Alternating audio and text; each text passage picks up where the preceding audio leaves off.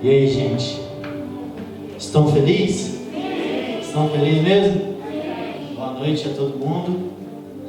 Eu vou precisar de duas coisas de vocês hoje. A primeira delas é que você tenha um pouquinho de paciência comigo, porque eu perdi minha lente e quebrei meu óculos. Então eu não estou conseguindo enxergar muito bem, então não preciso de paciência na hora que eu for ler o texto, tudo bem? E a segunda coisa é que nesse sermão eu vou precisar muito da sua criatividade, porque eu vou mencionar duas parábolas e eu conto com você para que você consiga imaginar junto comigo, amém? E a gente vai continuar a série que a gente está sobre pureza e santidade. E eu já te falo uma coisa: a santidade é sobre conhecer Jesus. Quanto mais você conhece Jesus, mais santo você se torna. Quanto mais próximo de Jesus você está, mais a santidade faz parte de quem você é. Eu queria que nós abríssemos em João capítulo 17, versículo 3.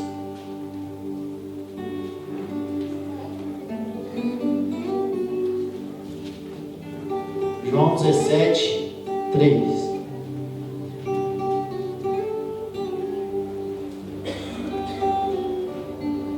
Quem encontrou, diga amém. Amém. Oh, glória a Deus.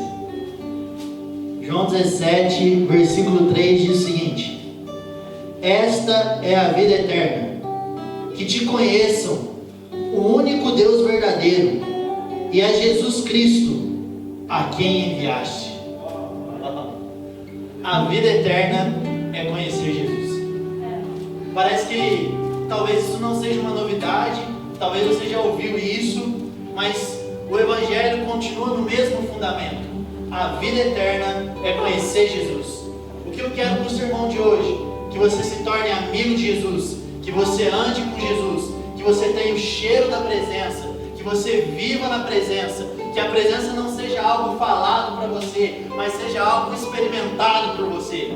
Que Jesus não seja um conhecimento escrito, mas que Jesus seja alguém que se relaciona com você. É interessante que o Azaf, quando ele ministrava, hoje a gente está com o ator do The Chosen aqui, por isso que foi muito poderoso. Enquanto ele ministrava, ele disse assim que Jesus é vivo, e porque ele é vivo, nós podemos nos relacionar com ele. Então a solução para a santidade é relacionamento com Deus. E aí eu quero pegar emprestado as palavras de Paulo, que ele fala para que nós não venhamos a tatear o ar. O que eu quero dizer com você é todas as vezes que você pensa sobre santidade, mas enquanto você pensa sobre santidade, você quer se esforçar para se tornar santo, você está gastando energia no lugar errado. Porque toda vez que você começa a lutar contra o pecado, é como se você esmurrasse o ar e isso te cansasse e não resolvesse nada. Porque a solução não é o quanto você luta contra o pecado, mas é o quanto você está conhecendo Jesus. Então, ao invés de você gastar todas as suas energias com uma cartilha daquilo que você tem que fazer, rasgue essa cartilha e gaste todas as suas energias conhecendo Jesus. Ao invés de você falar assim: nossa, como eu lido com a pornografia, como eu lido com a masturbação, como eu lido com a sensualidade, você lida com ela indo para a luz, olhando nos olhos de Jesus, que são como chamas e que purifica o seu interior, e que transforma a sua mente e que preenche o ambiente. Então o que você precisa é pegar todas essas forças, que de fato elas são boas, porque nós estamos falando de pessoas que estão procurando ser como Jesus é, que estão procurando agradar a Deus, que estão querendo andar segundo as Escrituras. O nosso problema é que nós queremos fazer isso na força do nosso braço, mas o resultado para que isso aconteça é conhecimento de Deus, conhecimento revelado de Deus, espírito de sabedoria e de revelação, tempo gasto na presença de Deus, um lugar secreto que é cultivado e guardado por Deus. Então o meu convite para você é: gaste tempo na presença de Jesus, e tudo que Jesus é, será em você. É aqui que é a paciência que eu vou precisar baixar bem aqui para ver. E é interessante que quando Adão pecou, Jesus estava em Deus. apareceu e disse assim: aonde você está, Adão? Só que nós sabemos que Deus, ele é onisciente, então ele sabia aonde Adão estava. Então a pergunta de Deus aqui não é geograficamente aonde Adão estava, porque geograficamente Deus sabia que ele estava atrás dos arbustos se escondendo. Então a pergunta de Deus é: aonde você está que não na minha presença? Então o que nós precisamos entender é que o pecado nos separa da presença. E Deus hoje está te perguntando: aonde você está que não na minha presença? O que te supre mais? Qualquer tipo de leve e momentâneo prazer, ou a presença de Deus que preenche exatamente o buraco do seu ser? E por que Deus preenche exatamente o que existe dentro de você? Porque dentro de nós foi colocado um anseio pela eternidade. E João 17,3 me disse que a eternidade é conhecer Jesus. Então, nós precisamos estar dentro da presença de Deus. Nós precisamos experimentar a glória de Deus. Amém? E aí, mediante isso, eu queria ir com vocês em Colossenses. Vocês estão comigo? Colossenses capítulo 3, do versículo 1 em diante.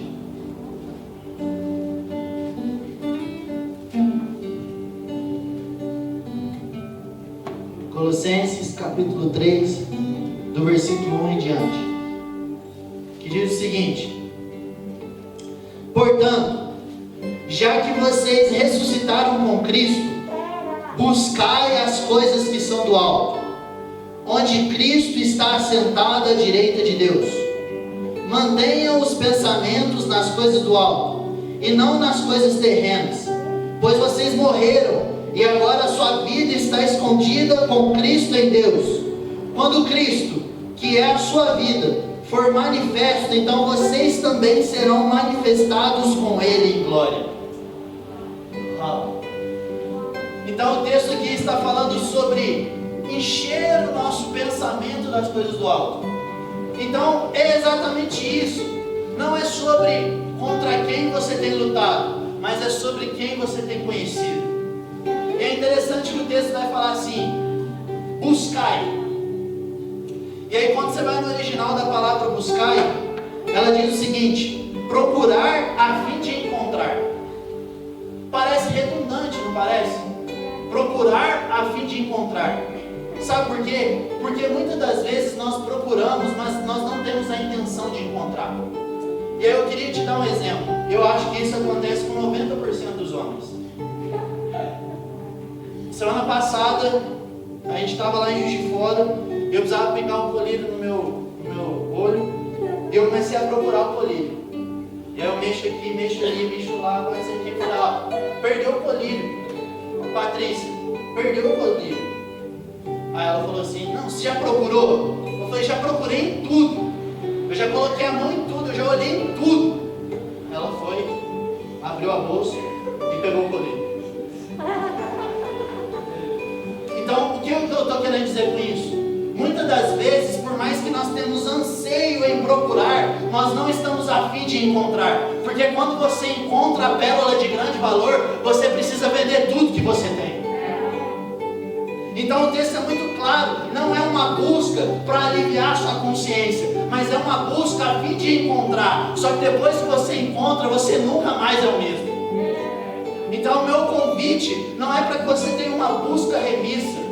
O que é isso, uma busca remissa? É que você ficou muito empolgado com o sermão do Lê, muito entusiasmado com o louvor do Asaf, experimentou um pouquinho da presença de Deus no culto, e aí então você busca a Deus segunda-feira com muito fervor, terça-feira já não é mais a mesma coisa, quarta-feira está quase parado, quinta-feira você já não busca mais, sexta-feira você está engateando, sábado Deus não existe, no domingo você vem quebrado, e aí então você bebe daqueles que estão buscando a presença. Só que esse é o problema de uma mão remissa. Eu não quero que você saia daqui com vontade de buscar Deus amanhã. Por quê? Porque o fim das coisas é mais importante do que o começo delas. Eu quero que você saia daqui querendo buscar a Deus a fim de encontrar encontrá-lo. E o Senhor vai fazer várias promessas na palavra de Deus, dizendo que se você buscar, Ele vai se achegar a você. Se você procurar Ele com todo o seu coração, Ele se achegará. Se você buscar, bater a porta, ela se abrirá e Deus se manifestará a você. Vamos lá. Estão aí comigo? A segunda palavra que me chamou a atenção é que ele falou sobre pensai. E pensai no original diz o seguinte: ter uma opinião a respeito. Então, o convite das Escrituras não é que você fique memorizando versículos bíblicos. O conceito das Escrituras não é que você venha aos cultos. O conceito de pensar é você ter uma opinião a respeito de Deus. E a minha opinião a respeito de Deus sempre me leva ao quebrantamento genuíno. A minha opinião a respeito de Deus é entender que essa pérola de grande valor vale mais do que tudo na minha vida. De negar a mim mesmo, tomar a minha cruz e seguir Jesus é um privilégio. Então você precisa pensar sobre Deus, mas não no sentido de apenas encher a sua cabeça, mas de mudar o seu comportamento. Vamos lá. E eu não consigo ter uma opinião a respeito do Andrei se eu apenas pensar sobre ele. Eu só consigo ter uma opinião exata do Andrei se eu me relacionar intimamente com ele. Então, mais uma vez, o segredo está no relacionamento profundo. E aí, a última palavra interessante nesse texto é que ele fala assim que Jesus está sentado. E aí você deve estar até entusiasmado com a palavra. Mas você deve estar falando assim: pô, você não conhece a minha história. Você não sabe o quanto eu sou pecador. Você não entende o quanto eu sou frágil. Você não entende o quanto eu já cansei de esmurrar o ar. Você não entende que na verdade eu busquei a fim de encontrar e não apareceu. Só que eu tenho uma boa notícia para você. O texto diz que Jesus está sentado à destra do Pai. Sabe o que isso muda? Tudo. Sabe por quê? Aqui, Jesus está fazendo o papel de um intercessor, de um sacerdote. E ele está intercedendo a Deus em favor do povo. Então ele está assumindo um papel de sacerdote. Vocês estão comigo? Só que o sacerdote da antiga aliança, os homens ministravam em pé e terminavam a sua ministração de pé. Por quê? Porque a ministração que eles faziam a Deus era incompleta. E aí a palavra sentado me faz referência de que está consumado. Então Jesus, ele não está ministrando como se fosse incompleto, mas ele é um advogado fiel, porque ele passou por tudo que você passa e sem pecado foi imolado no seu lugar, para que você tenha a vida eterna. E a vida eterna é conhecer Jesus. Então Jesus está sentado. Está concluído, meus amigos. Está consumado. Só que a vida eterna, assim como quando Deus pergunta aonde você está, Adão, ele não fazia referência geográfica, a vida eterna também não é uma geografia. A vida eterna é uma pessoa, e essa pessoa se chama Jesus, porque o texto diz que eu estou escondido em Cristo, e eu me manifestarei com Cristo, e eu ressuscitarei em Cristo. Então é por Ele, para Ele, por meio dEle, e a glória é dEle. Você não tem um sacerdote que está de pé. O nosso sacerdote já está descansando, porque já está completado. Amém? E aí nós vamos para a primeira parábola de hoje.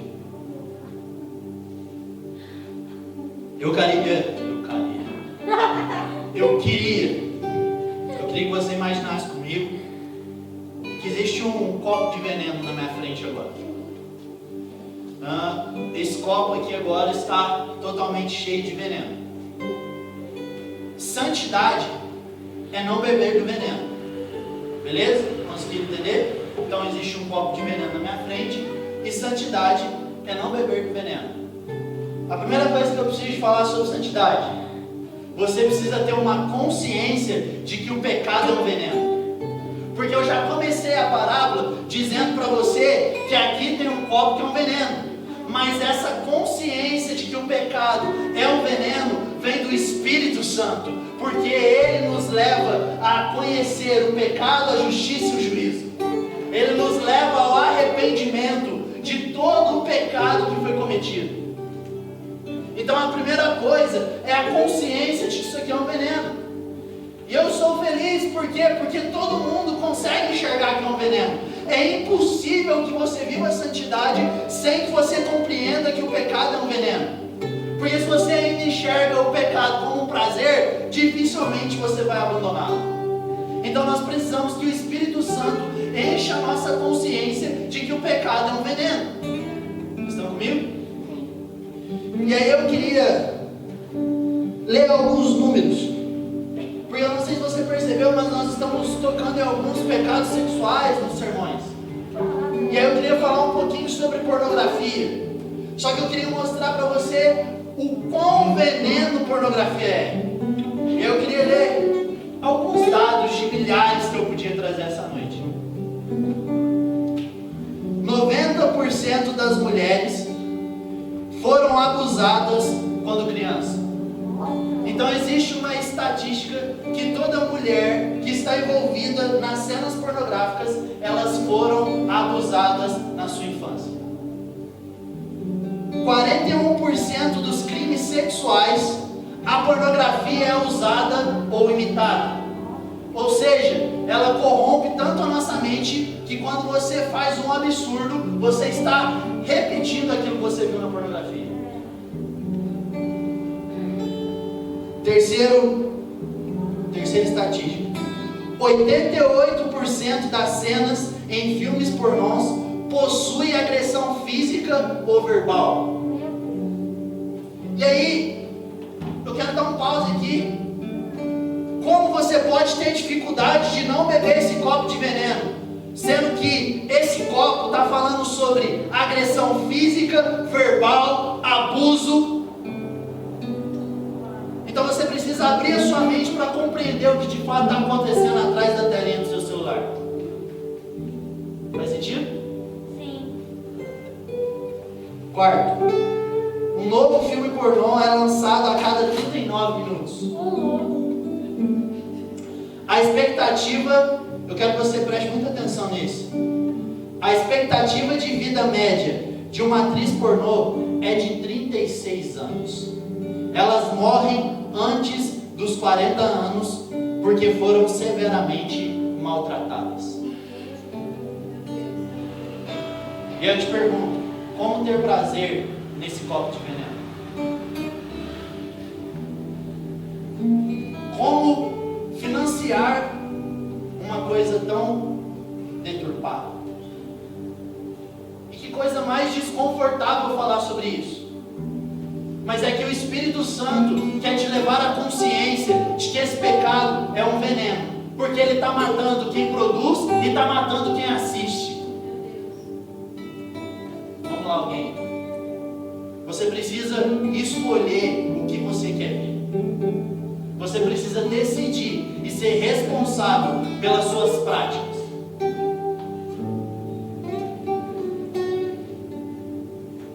Então, beleza. Qual que é a segunda coisa? Se a primeira é a consciência de que esse copo é um veneno, a segunda coisa é exatamente o que eu estou tentando trazer nesse sermão. Muitas das vezes você está focado no copo de veneno, está falando assim: não vou beber, não vou beber, não vou beber, não vou beber. E bebe. Por quê? Todas as vezes que você gasta energia se proibindo de fazer algo, isso vai resultar na sua vida a acontecer o que foi proibido. Então o que eu estou te convidando essa noite? Esquecer que existe um copo de veneno aqui e beber todos os outros copos que Jesus ofereceu a você. Porque pensa comigo, no jardim do Éden havia uma árvore proibida, mas 999 desfrutáveis.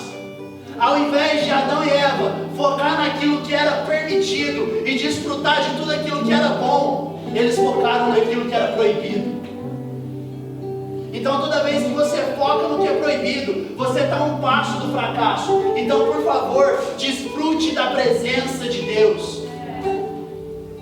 E às vezes a gente pensa que o não de Deus, ele é escravizar a gente.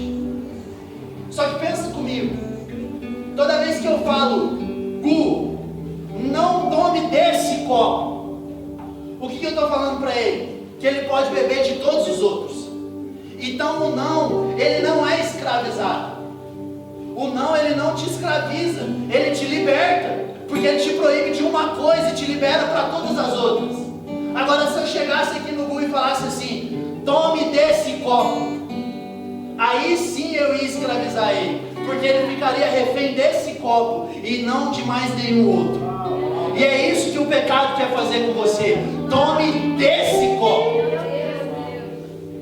Então você precisa entender que o não de Deus é liberdade. O não de Deus é amor. O não de Deus é zelo. Vamos lá, alguém. Só que o problema é que você está gastando todas as suas energias em não beber disso e está esquecendo que existe uma fonte inesgotável de conhecimento de Deus no seu quarto. Vamos lá, alguém. Então substitua aquilo que é mal por aquilo que é bom. Só que você entende que eu estou fazendo um sermão, mas a decisão vai ser sua quando você for embora daqui. Queria eu poder escolher por você, mas é você quem precisa escolher, e você não consegue escolher se não for o Espírito Santo. Então achegue-se ao Senhor e Ele se achegará a vós outros. Vamos lá. Gaste a sua energia conhecendo Jesus. E aí, mediante isso, vocês percebem uma coisa? Que o texto de Colossenses diz assim: pensai, buscai. O que está acontecendo aqui? É uma ordenança. Ele está dizendo, você só deve buscar isso e você só deve pensar nisso. Quando Jesus disse, não toque nessa árvore, ele liberou todas as outras. Mas quando Paulo disse, buscai e pensai, ele disse que você só deve pensar em uma coisa, Cristo. E você só deve buscar uma coisa, Cristo. E aí Davi disse, uma única coisa é o que eu quero. É só isso que eu quero, estar na sua presença. Vamos lá. Estão felizes ainda, gente? E aí é fato de que nós somos tentados a beber do copo. Só que eu queria que você abrisse aí comigo Efésios 6, versículo 13.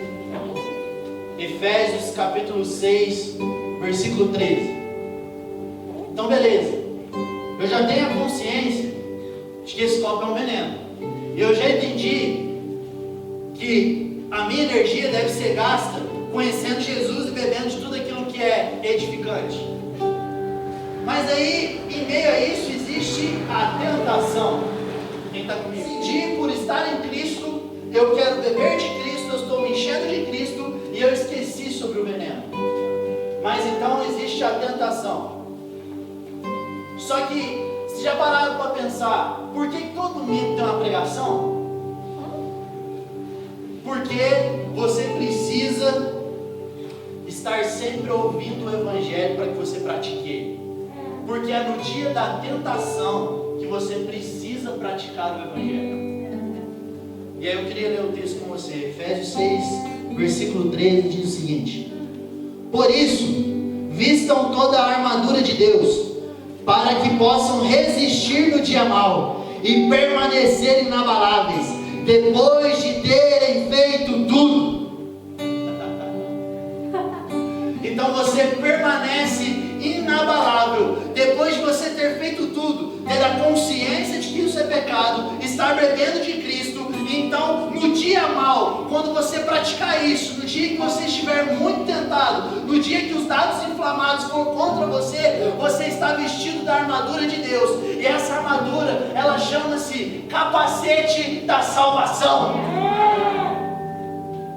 Nada mais é do que mediante ao que nós estamos discorrendo essa noite, capacete é: Cristo está assentado porque foi consumado, e a vida eterna é conhecer Jesus. Então você vai resistir no dia mau. Então o dia que você for tentado, você vai praticar o Evangelho. Cara, me escute de coração. Eu amo, mas eu amo muito sentir a presença de Deus.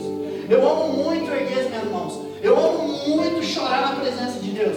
Eu amo muito quando Deus vem com muito poder e grande glória e toca as pessoas. Mas o que de fato me define como cristão não são as lágrimas de domingo, mas é o Evangelho praticado quando o dia é mau. Não adianta nada você falar em outras línguas. Não adianta nada você pular, gritar, orar pelas pessoas, dizer que você tem uma voz de Deus, você ser profético, você ser apostólico, você ter sonhos e visões. O Evangelho é para o dia mau. O dia que você for tentado, você vai praticar o Evangelho e vai resistir ao diabo, e ele vai fugir de vós. Vamos lá, alguém, cara. Isso é ser cristão, cara. Esse é o dia a dia daquele que mantém óleo. Vocês estão rindo?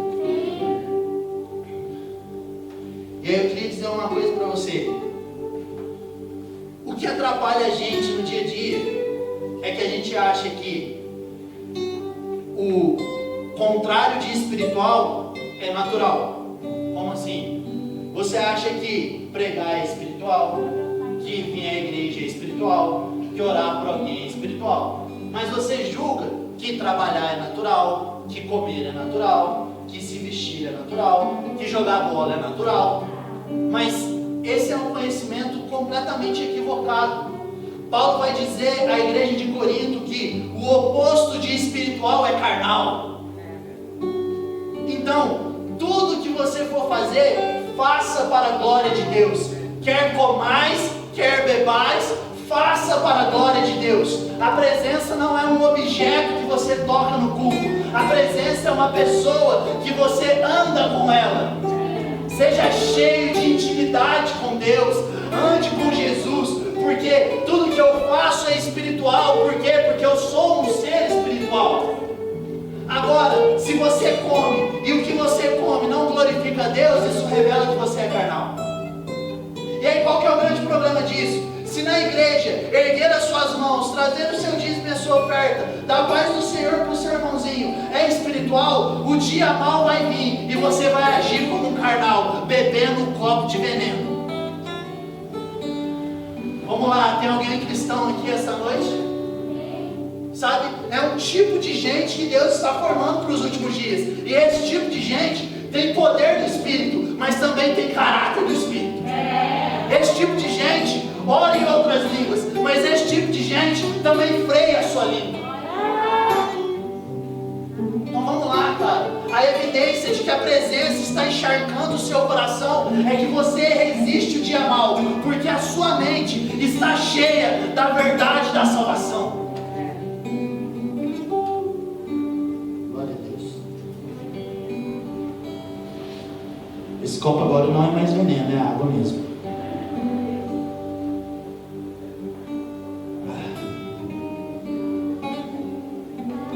E aí, mediante isso, eu queria perguntar para você, quão íntimo você é de Jesus? Quão íntimo você é de Jesus? Eu já preguei isso aqui algumas vezes. Quem ouviu, vai ouvir de novo, porque pelo dom da repetição se torna uma verdade no saber. Mas para quem é novo, deixe o Espírito de Deus ministrar o seu coração. Existem 3 níveis de intimidade com Deus. A primeira delas é a multidão. E a multidão segue Jesus à distância. Eles querem as mãos de Jesus. Eles querem os milagres de Jesus. Eles querem os sinais de Jesus. Eles querem que Jesus mude tudo na vida deles. Mas eles não querem se comprometer a vender tudo que eles têm. Esse é o nível da multidão. A multidão é aquela que vem no culto, mas que o seu dia a dia não corresponde com aquilo que ele crê. Vamos lá, alguém, cara. Não é sobre o que você faz perante o seu pastor, é sobre o que você faz diante dos olhos daquele que te criou. Não é sobre ter uma boa reputação com seus irmãos, é sobre em quem você tem crido. Então a multidão, ela segue a distância e ela está preocupada com os favores de Deus. O segundo nível são os 12 discípulos. São aqueles que entenderam que essa pérola tem grande valor. São aqueles que venderam tudo que têm. São aqueles que decidiram seguir Jesus. São aqueles que negaram a si mesmo, tomaram a sua cruz e seguiram a Jesus. São os que sentam na mesa, os que comem do pão da presença. São aqueles que estão ouvindo as palavras de Jesus. Então, o quanto de mesa espiritual existe na sua casa? O quanto você tem experimentado de Deus?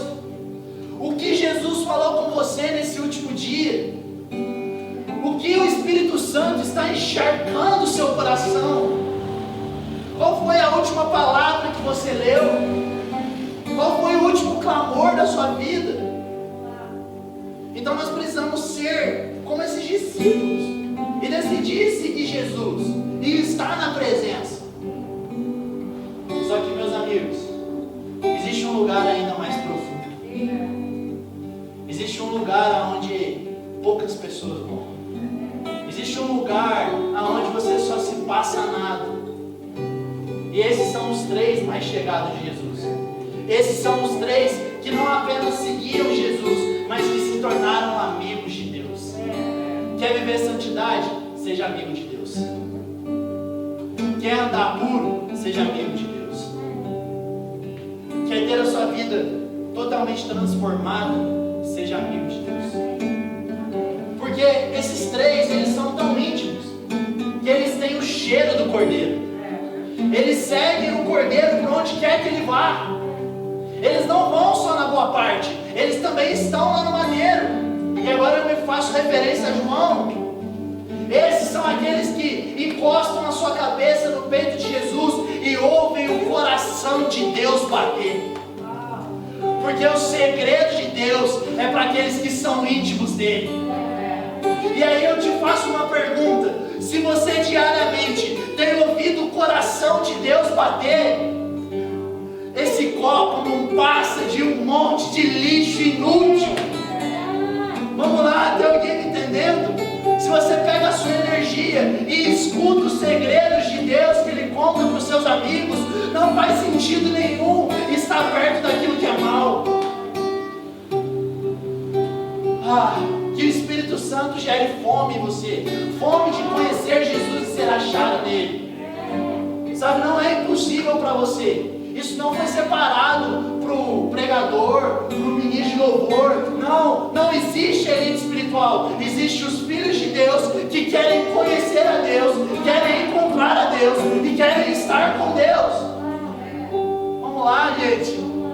É necessário que se levantem amigos de Deus, aqueles que andam com Deus, aqueles que conhecem a vontade de Deus.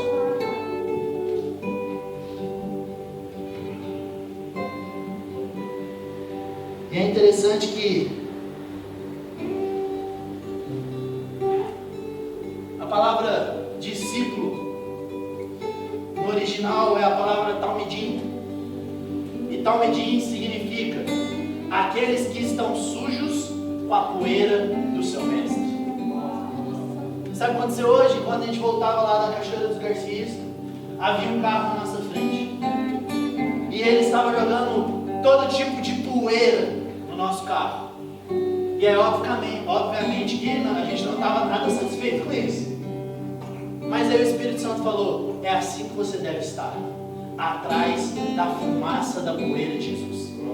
Porque teve uma hora que o carro lá deu uma patinada, fez um fumacê. Aí o William falou: nossa, essa é a nuvem da glória. E aí o Espírito Santo falou: isso é conhecer Jesus, é se afogar na poeira de Jesus. Porque você está seguindo Ele tão de perto, mas tão de perto, que você está completamente sujo da poeira dele. Então não é sobre Jesus ir fazer o que você quer, é sobre você seguir Jesus e fazer o que Ele quer. Aonde Jesus está, não tem pecado. Aonde Jesus está, existe santidade. Amém? E é interessante que João Batista, ele vai deixar o templo, ele vai deixar as instruções rabínicas, porque ele era filho de sacerdote, então ele vai deixar tudo isso para trás e vai para o deserto. E o texto vai dizer assim que João Batista é a voz daquele que clama no deserto. Então peraí, João Batista não é a voz do deserto. João Batista é a voz de alguém que clama no deserto. O que eu estou querendo dizer para vocês? João Batista preparou o caminho de Jesus. Então enquanto ele estava lá no templo, debaixo das instruções rabínicas, ele ouviu que Jesus estava no deserto. Então ele foi atrás da voz. Então ele clamou sobre a voz. E a voz estava no deserto. Então siga a presença. Vai atrás da presença. E se torne a voz da presença. A última geração, ela precisa ser a voz da presença. Mas você precisa buscar aonde Jesus está. E você precisa buscar até você encontrar. Sabe por quê? João Batista, ele cultivou anos de amizade com Deus. Até que ele fosse a voz de Jesus que clamava, ele cultivou amizade com Deus. Cara, não cultive religião, cultive comunhão com Jesus. Por favor, cultive comunhão com Jesus. Só que talvez seja necessário sair da sua zona de conforto e correr para o deserto. Vamos lá, também. Tá gostosinho, gente? Sim. A gente está chegando no finalzinho. E aí, é a última palavra de hoje. Então, aqueça a sua criatividade. Vem comigo. Estamos novamente aqui com um copo de água. Só que agora é água mesmo. Então, imagine comigo que aqui tem um copo de água. Amém? E aí na frente desse copo de água, eu vou colocar 2 pedras maiores, bem grandinhas. E depois eu vou encher de areia. Sabe aquelas pedrinhas de areia? Então eu enchi de pedrinha de areia e coloquei 2 pedras grandes. E aí então eu pego esse copo d'água e eu viro sobre essas pedras e essa areia. O que vai acontecer aqui? Tudo que é areia vai ser levado, mas as 2 pedras, elas vão permanecer. Então, Jesus no sermão escatológico de Mateus 24, ele vai dizer que os últimos dias será como Noé. Então as águas virão e levarão a juízo.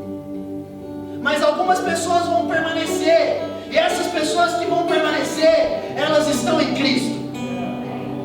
Vocês estão comigo? Só que eu quero te lembrar uma outra parábola. Jesus vai falar sobre aquele que é o insensato, que constrói sobre a areia. Mas existe o prudente, que constrói sobre a rocha. Só que eu quero te contar uma coisa aqui. Eles não construíram em lugar diferente. Os 2 construíram sobre esse púlpito preto. A diferença de um para o outro foi o quanto que cavaram para conhecer o fundamento. As casas estão sobre o mesmo terreno. Só que uma casa construiu aqui, mas não cavou e não achou o fundamento. E aí então quando vier as águas, porque a parábola diz que vai vir uma tempestade, e que vai chover, e que vai soprar o vento, e que quem construiu sobre a casa vai ser destruído. Então é destruído aquele que não tocou o fundamento. Mas existe aqueles que construíram sobre a rocha.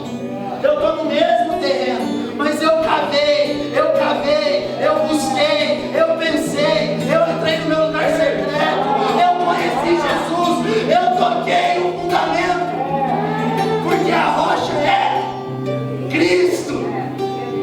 Vamos lá, alguém, cara.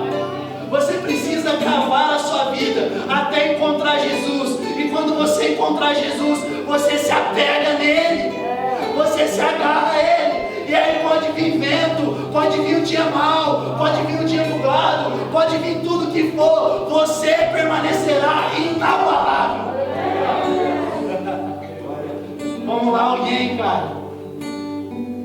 Então, a arca de Noé, no contexto da pregação de hoje à noite, é a amizade com Deus.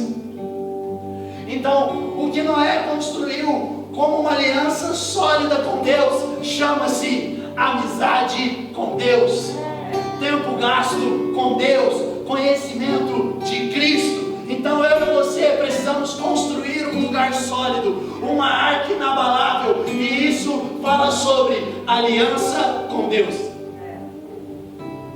Vamos lá, alguém, pelo amor de Deus, cara. Você precisa despertar para a sua vida, porque o grande segredo dos últimos dias é a amizade com Deus.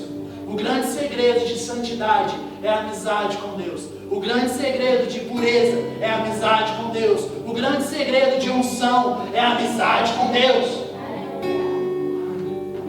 Então, mano, para fechar a pregação, é como se eu estivesse dando uma pá na mão de cada um. E você vai embora para sua casa. E você vai cavar. E você vai cavar. E você vai cavar até encontrar.